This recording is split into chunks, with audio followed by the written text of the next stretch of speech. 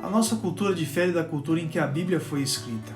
Fazer atitudes como dar a sandália para afirmar um compromisso, como em Ruth capítulo 4, versículo 7, ou em Gênesis 24, versículo 9, o costume de jurar pondo a mão debaixo da coxa, ou mesmo fazer casamentos, onde a chegada do noivo é o foco principal, como relatado em Mateus 25, versículo 10, é algo culturalmente remoto a nós e muitas vezes incompreensível, mas isso fazia parte da cultura do povo de Israel.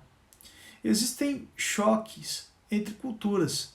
Mesmo a cultura grega, a língua, especialmente sua filosofia, que tem influência sobre a nossa cultura, a sua maneira de pensar, é o oposto da cultura judaica. Por exemplo, a cultura grega separa o racional da religião. Já a cultura hebraica une esses dois aspectos. A cultura grega estimula a especulação. A hebraica evita especulações. A cultura grega enfatiza a teoria ou o cognitivo. A hebraica, a experiência, o experimental. Os gregos descrevem o mundo de forma analítica, os hebreus de forma sintética. Os gregos organizam o ser de forma dicotômica, corpo e alma, ou espírito. Os hebreus já entendem o ser de forma integral. As diferenças culturais levantam algumas questões hermenêuticas importantes. Por exemplo, a Bíblia é condicionada culturalmente e, portanto, relacionada apenas a essa cultura naquilo que ela declara? Ou a mensagem divina concedida em uma cultura específica transcende a cultura e fala a todo ser humano? O que acontece se nossa experiência cultural se torna o fundamento e a prova decisiva para a nossa interpretação das Escrituras? Em Atos 17, versículo 16 a 32, encontramos Paulo em Atenas.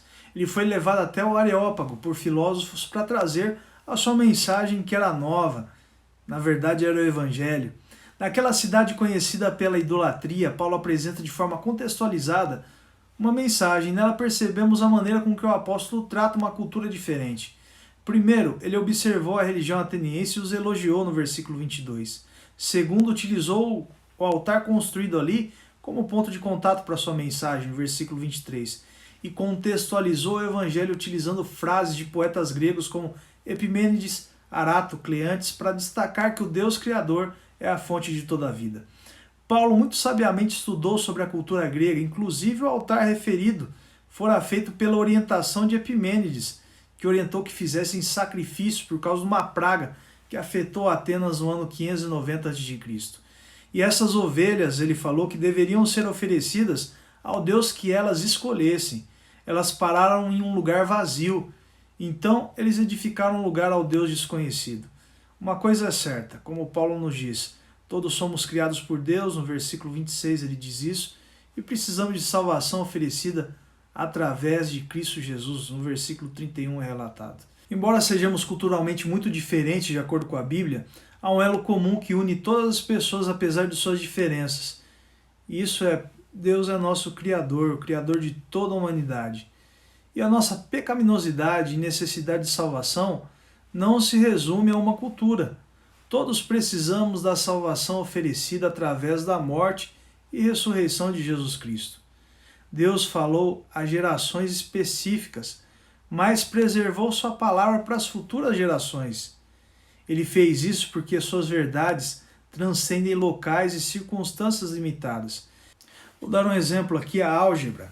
Esse ramo matemático vem desde a Babilônia e Egito e foi documentado e escrito por um matemático persa que viveu em Bagdá por volta do 9º século depois de Cristo.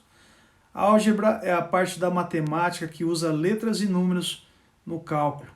E o objetivo dela é encontrar valores desconhecidos. O valor desconhecido normalmente é atribuído por uma letra. A álgebra é utilizada em engenharia mecânica, civil, para produzir sistemas mecânicos, pontes e até lançar foguetes, para analisar tráfego de pessoas, ciclos de consumo e muitas outras coisas mais. As verdades e princípios desse ramo da matemática, será que eles estão ligados apenas àquele tempo e lugar? Logicamente não. O mesmo princípio se aplica às verdades da Bíblia. Embora a Bíblia tenha sido escrita há muito tempo em culturas muito diferentes da nossa, suas verdades são tão relevantes para nós quanto para as pessoas em que ela foi primeiramente endereçada.